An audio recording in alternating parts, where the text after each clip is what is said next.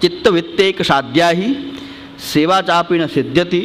સેવા આપણી એવી છે કે ચિત્ત અને વિત્ત, આપણી મમતા જ્યાં રહેલી છે વિત્ત ઠાકોરજીમાં લાગે, અને ખાલી વિત્ત લાગે નહીં, ચિત્ત પણ લાગે તો જ સેવા આપણી સિદ્ધ થાય. સેવાનું સ્વરૂપ જે ચેતસ તત્પ્રણમ જે છે એ ચિત્ત વિત્ત સાધ્ય છે. આપણી વિત્ત એટલે આપણા મમતાસ્પદ પદાર્થો એ ભગવાનની સેવામાં જોડાય, અને આપણું ચિત્ત ભગવાનમાં લાગે તો સેવાનું સ્વરૂપ સિદ્ધ થાય, ચેતસ તત્પ્રણમ. એટલે તદભાવે અખિલમ વ્યર્થમ પુરુષાર્થ પરીક્ષયાત. પણ સેવા જો ન બની, ચિત્ત આપણું ભગવાનની સેવામાં ન લાગ્યું, તો આપણો જે પુરુષાર્થ જ ભગવત સેવા છે તો બધું જ આપણું ગયું. આપણું સર્વ પુરુષાર્થ જે છે એ નાશ પામ્યો. ભગવાનમાં ચિત્ત ન લાગ્યું અને તો આપણું સર્વ નાશ થઈ ગયો. આપણો જે સર્વ પુરુષાર્થ છે આપણો તો ગયો, કે જેમાં ચિત્તમાં લાગવું એ આપણો પરમ પુરુષાર્થ છે. સેવા આપણો પરમ પુરુષાર્થ છે. સ્વતઃ પુરુષાર્થત્વેન સેવા કૃતિ સ્વ સિદ્ધાંતો નતું અન્ય શેષત્વેન ઇતિ ભાવો જ્ઞાપ્યતે. MC ગુસાઈજી આજ્ઞા કરે છે કે સેવા પોતે જ પુરુષાર્થ છે. પુરુષાર્થનો અર્થ છે પુરુષેણ અર્થિતે પ્રાર્થિતે ઇતિ પુરુષાર્થ. પુરુષાર્થ એટલે કે પુરુષ એટલે કે વ્યક્તિ, જીવ જેની ઈચ્છા રાખે છે એ પુરુષાર્થ.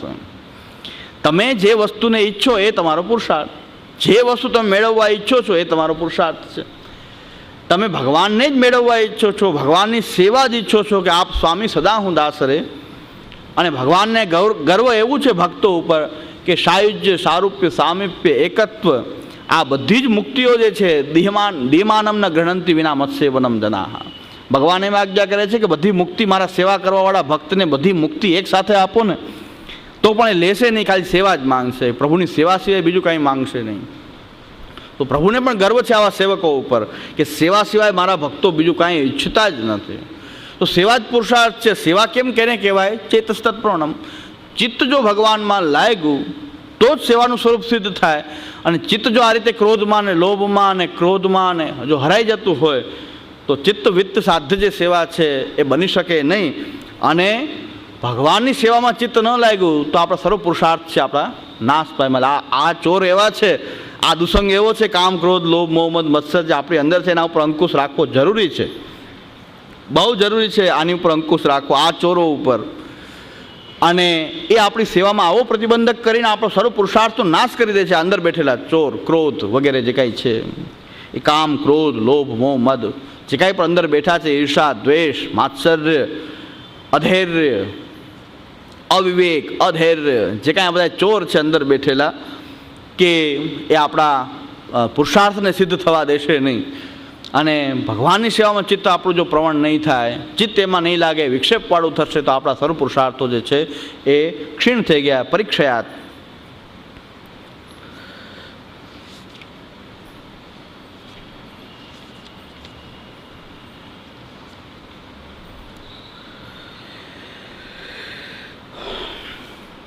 હવે આ ચોરને કેમ કાબૂમાં લેવા એના ઉપાય. આ ચોર છે આપણે અંદર બેઠેલા, હવે એને કેમ કાબૂમાં લેવા, એની સાથે કેમ યુદ્ધ કરવું. ચોર સાથે હવે આપણે કંઈક, ચોર આપણા ઘરમાં ઘૂસે તો એની સામે કંઈક લડત તો કરવી જોઈએ ને. કોઈ ભગવદ ઈચ્છા ત્યાં તો બોલે નહીં કે ભગવદ ઈચ્છા, ચોર આવ્યો છે ભગવદ ઈચ્છા, આવ્યો તો લઈ જાય, ભલે ને લઈ જાય. એવા તો કોઈક વિરલ ભક્ત હોય કોઈ કે આવ્યો છે ચોર તો આવવા દો ને. આપણી જેમ વાર્તાઓ છે એમ ચૈતન્ય સંપ્રદાયના ગદાધરદાસજીની વાર્તા છે. ચૈતન્ય સંપ્રદાયના ગદાધરદાસજી, એના ઘરમાં ચોર આવ્યો અને આ એકલા ભક્ત હતા, એ સૂતા હતા. ચોરે બધી જ આખું ઘરની સંપત્તિ જે કાંઈ હતી બધી ભેગી કરીને એવડું મોટું પોટલું વાળ્યું કે એનાથી બિચારાથી ઉપડતું નહોતું. એ પોટલું જે છે એ ઉપડતું નહોતું ને આખું ઘર ખાલી કરી નાખ્યું. અને ચોરને પાછું કાંઈ દરવાજાથી જ નીકળાય નહીં, કોઈ એને ખોલી તો ન રાખે દરવાજો કે આવો ને જાઓ. તો એને તો પાછું ઠેકીને જવાનું, બારીમાંથી ઠેકવાનું, વંડીને ઠેકવાનું. અવડું મોટું પોટલું ઉપડે નહીં અને બિચારાથી જવાતું નહોતું. બારીમાંથી બિચારો ઠેકવા માંગતો હતો, બિચારો જઈ શકતો નહોતો. ગદાધરદાસજી નીંદર ખુલી ગઈ. આનો પરિશ્રમ જોયો ઉપાડીને કે બિચારો પરિશ્રમ કરે છે. તો ભક્ત એવા કે એને દુઃખ જોવાનું નહીં ચોરનું, પાછળથી ટેકવા આપ્યો. ચોરને કીધું હા પોટલું તો હલકું થઈ ગયું. અને ચોરને એમ કે હળવું થઈ ગયું પોટલું, કારણ કે એને બહારથી ટેકો આપતા હતા. ચોરને ખબર નહીં કે આ પોતે ટેકો આપે છે પાછળથી. એનું ચિત્ત તો આમાં જ હતું કે જલ્દી આ બધું પોટલું લઈને, આ તો સારો લાગ મળી ગયો, સારી આજે ઘરાકી આજ સારી થઈ, એમ ધંધો સારો ચાલ્યો આજે. તો આવડું મોટું પોટલું વાળ્યું, વાળીને ગદાધરદાસજી પાછળ ઊભા છે અને એને એમ થઈ ગયું આટલું બધું હલકું કેમ થઈ ગયું, એટલે પાછળ નજર કરી તો ગદાધરજી તો એને ટેકો આપે છે કે ભાઈ એટલો બિચારો હેરાન થાય, ખોટે ખોટો એટલો બધો હેરાન થાય તો ટેકો આપે છે. ભક્તનું આવું ચરિત્ર હોય છે, પુષ્ટિમાર્ગી નહીં પણ ચૈતન્ય સંપ્રદાયના. તો એ ચૈતન્ય સંપ્રદાયના ગદાધરજી પછી ચોરનું આવા ભક્તનો સંગ થાય તો ચોરનું હૃદય પણ પીગળી ગયું, પગે પડી ગયો કે તમે આવા મહાપુરુષ કે બધું આખું ઘરમાં કાંઈ રહેવા દીધું નહીં અને તમે ટેકો આપતા હો તો એના પગે પડી ગયો અને શિષ્ય થઈ ગયો અને ભક્ત થઈ ગયો. ચોર પણ ભક્ત થઈ ગયો. ભક્તનો સંગ આવ્યો છે કે ચોરી કરવા આવ્યો તો પણ ભક્ત થઈ ગયો કે આના ધર્મ કેટલા ઊંચા, હવે આપ તો મહાપુરુષ છો, મને માર્ગ બતાવો, બીજો માર્ગ નહીં, હું ભગવાનનું નામ લઉં છું, તું લેવા મન, બીજું કાંઈ નહીં. પણ ગદાધરદાસજીનું એ ચરિત્રમાં એમના એવી રીતે વર્ણન કરે છે કે ક્યાંક એવું વર્ણન કરે છે, એવું સાંભળ્યું છે કે ગદાધરદાસજીને એમ થયું કે આ ભાર હું ઉપાડતો હતો કે આનાથી ઉપડતો નથી પણ હું આને ઉપાડીને ફરું છું, આ બધો ભાર. આ ચોર તો કેટલો કૃપાળુ છે કે મારો બધો ભાર હળવો કરી દે છે, નકર જન્મ જન્માંતર આમ જ લાગ્યો રહું હું તો. કેટલો કૃપાળુ છે કે મારું બધું એકારે ભાર હળવો કરી દે છે. આવું ભક્ત વિચારે છે. ભક્ત એમ વિચારતા હતા કે આ બધું પોટલું મારા ઉપર હતું, બિચારો આ ઉપાડે છે અને જો આ ન ઉપાડે ન લઈ જાય તો જન્મ જન્માંતર મારું ચિત્ત આમાંથી બહાર નીકળે નહીં. કેટલો કૃપા કરે છે આ ચોર. તો ભક્ત આવા હોય છે ને. આપણે હોય તો ભગવદ ઈચ્છા કહીએ તો એને પેલા બે ઝાપડ માગે રેવા ઊભો રહે શાંતિ, ભગવદ ઈચ્છા. આ તો કાંઈક શસ્ત્ર લઈને કે કૂદી પડીએ, કાંઈક જે હાથમાં લાકડી બાકડી આવે એ લઈને એ પછી દયા વયા સર્વભૂત હિતે રહેતા બધું ભૂલી જઈએ અને મારવા માંડીએ. આવું કોઈ આવી જાય તો, કોઈ ચોર આપણે અહીંયા આવી જાય તો પછી બધું આપણે ક્ષમા ને બધું આવી જાય. તો એ પ્રકારથી ચોરની સામે પ્રતિકાર કરવા માટે કંઈક શસ્ત્ર જોઈએ, એમને સીધું કુદાય નહીં. ચોર આવ્યો, ચોર પાસે તો હથિયાર હોય, ક્યાંક તો કમસે કમ લાકડી તો જોઈએ. ચોર આવે તો કમસે કમ એ લાકડી તો જોઈએ. અમારા ઘરમાં એક વાર ચોર આવ્યો હતો, પણ ચોર આવ્યો, ફરે છે, ગોલક ઉપાડી, બધું ઉપાડ્યું, પણ નીકળવાની હિંમત નથી થતી કે એની પાસે કંઈક શસ્ત્ર હોય તો. ને આપણી પાસે તો કાંઈ હથિયાર હોય ને એ સામે, અને આ હથિયાર તો કામમાં આવે નહીં કે ઉપદેશ કરીએ એને. ચોર આવીને ફરતો હતો પણ રૂમમાંથી અમે બહાર નીકળતા નથી, કારણ કે ગમે એ વસ્તુ મારી દે. આ તો કળથી કામ લેવું જોઈએ, આની પાસે કંઈ હવે સીધું બહાર નીકળી જવાય નહીં આમાં તો. એમાં અમારે ત્યાં એક માજી હતા, એ બહાર નીકળ્યા ને એનું કંઈક શું સ્વરૂપ જોયું તો એ કે ભાઈ તારે જોઈએ છે શું? એને કોઈક વૈષ્ણવ રાતના હૂતો હશે, નાટા મારે છે અને ઓલાને બીક લાગી, ઠેકીને નીકળી ગયો આ માજીના સ્વરૂપમાં. હવે એને ખબર હતી આ ચોર છે, ખબર હોય તો કોઈ નીકળે કોણ આની અંદર, કે કદાચ કંઈક હાથથી મારી દે તો એ બીક લાગે, એમ સીધું એમને નીકળવામાં એ બીક હતી, બીજું કંઈ વાંધો નહીં. માજી તો એમને ઉઠ્યા, અમારે ઘરમાં જ રહેતા એ ઉઠ્યા કે ભાઈ તારે શું જોઈએ, શું કામ આટા મારે? એમાં કંઈક બીક લાગી ગઈ, ભાગી ગયો. એનું કે હું રૌદ્ર રૂપ જોયું એને તો ગોલકનો ઘા કરી દીધો, હાથમાં ગોલક હતી. એટલે એને એમ કે કોઈ વૈષ્ણવનો છોકરો સૂતો છે ને કંઈક અત્યારે સવાર માટા મારે 4-5 વાગ્યામાં, તો એનું કંઈક સ્વરૂપ જોઈને નીકળી ગયો, એ ઉપરથી ઠેકીને બાજુ આવ્યો ત્યાંથી નીકળી ગયો. તો આ પ્રકાર કે ચોરની સામે જવું હોય તો કંઈક શસ્ત્ર તો જોઈએ, શસ્ત્ર વગર તો ચોર સામે સીધું પડાય નહીં. એટલે હરિરાયજી કહે છે કે આ ચોર જે અંદર બેઠા છે ને, કામ, ક્રોધ, લોભ, મોહ, એની સામે લડવા માટે શસ્ત્ર જોઈએ. તો એ શસ્ત્ર ક્યાં છે કે જેનાથી એનો પ્રતિકાર કરાય? આ ચોરની સામે, આ ચોર ઉપર અંકુશ મેળવવા માટે કંઈક શસ્ત્ર જોઈએ.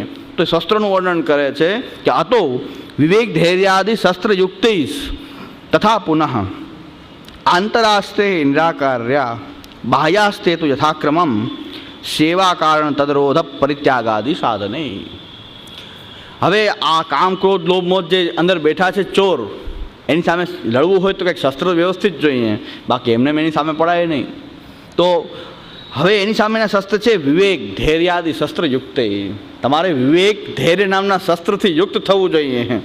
તમારે શસ્ત્ર સરંજામ તૈયાર રાખવા જોઈએ. વિવેક ધૈર્ય કે એની સામે વિવેકસ્તુ હરિ સર્વમ નિજેચ્છાત કરીષ્યતિ.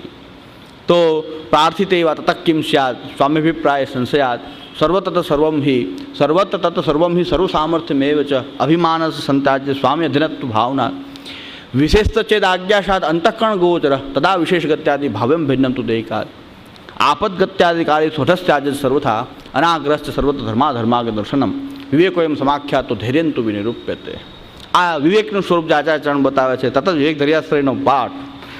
વિવેકના શસ્ત્ર સરંજામ રાખવું જોઈએ. બધું જ ભગવદ ઈચ્છાથી થાય છે, બધું એની ઈચ્છા પ્રમાણે થાય છે એવો વિવેક, આ ધૈર્ય, આ ત્રિદુઃખ સહનમ, આ બધા અંદરના જે હવે એને કામનો શત્રુ અહીંયા પેઠો હોય, એને વિષય મળે નહીં એટલે બહુ આપણને એને જોઈએ એ વસ્તુ મળે નહીં તો આપણને પીડા આપે. અંદરના શત્રુઓ જે છે એ પીડા આપે. ક્રોધ આવ્યો હોય, આપણે કોઈને કંઈક ક્રોધિત ન થઈ શકીએ પણ અંદર તો પીડા આપે. ક્રોધ આપણે કોઈને વ્યક્ત ન કરી શકતા હોય તો અંદર આપણને ક્રોધ પીડે, એ પીડા આપવા માંડે. તો એની સામે ધૈર્ય, ત્રિદુઃખ સહનમ ધૈર્યમ આમૃતે સર્વતા સદા, ધૈર્ય રાખીને એને સહન કરવું. આ ધૈર્યનું સ્વરૂપ જે છે એ વિવેક, ધૈર્ય આદિ આશ્રય વગેરે શસ્ત્ર જે છે, ભગવાનનો આશ્રય, કાંઈ ન થાય તો શ્રી કૃષ્ણ શરણમ ભગવદ આશ્રય, આ બધા શસ્ત્ર સરંજામથી એનો સામનો કરવો જોઈએ આ ચોરોનો. તો એનાથી શું થશે? આંતરાસ્તે નિરાકાર્યા બાહ્યાસ્તે તો યથાક્રમમ. આંતરજોરો જે છે એનું આ રીતે એ નિરાકરણ કરવું. અને સેવા કારણ તદરોધ પરિત્યાગાદિ સાધનૈ, અને સેવા કારણ તદરોધ, અને સેવા એમનાથી સિદ્ધ થાય છે એટલા માટે એમનો એ વિવેક વગેરેથી એનો રોધ કરવો, આપણે ચિત્તવૃત્તિને એનો રોધ કરવો ઠાકોરજીની સેવા માટે. અને પરિત્યાગાદિ સાધને, અને ઠાકોરજીની સેવામાં જે ઉપયોગી ન હોય એનો ત્યાગ કરવાની ભાવના, એમાંથી મમતા દૂર કરવી, એમાં મમત્વ ન રાખવું, એ પ્રકારનો ત્યાગ વગેરે સાધનોથી આ બાહ્ય ચોરોનું પણ એ નિરાકરણ થાય, આંતરચોરોનું વિવેક ધૈર્યાદિ શસ્ત્રોથી. અને મમતા વગેરે, એનામાં મમતા છોડીને આ બાહ્ય કુટુંબ વગેરે જે છે કે ઠાકોરજીની સેવામાં વિક્ષેપ કરનારા છે એવા જે બાહ્ય ચોરરૂપ જે કુટુંબના સભ્યો છે, અભક્તો, એમાંથી આપણી મમતા વગેરે છોડી દેવી જોઈએ. એમાંથી મમત્વનો એ ત્યાગ કરીને આ બાહ્ય ચોરોનું પણ આ રીતે આપણે આવા શસ્ત્રોથી એનો સેવા માટે એનો રોધ કરવો, ચિત્ત વગેરેનો સેવા માટે એનો રોધ કરવો, અને કુટુંબ વગેરેમાં આપણી મમતા વગેરેનો એ ત્યાગ કરવો જો ભગવત સેવાને અનુકૂળ નથી તો. આ રીતે એનો સામનો કરવો. આંતરચોર અને બાહ્ય ચોરોની વાત થઈ ગઈ. પણ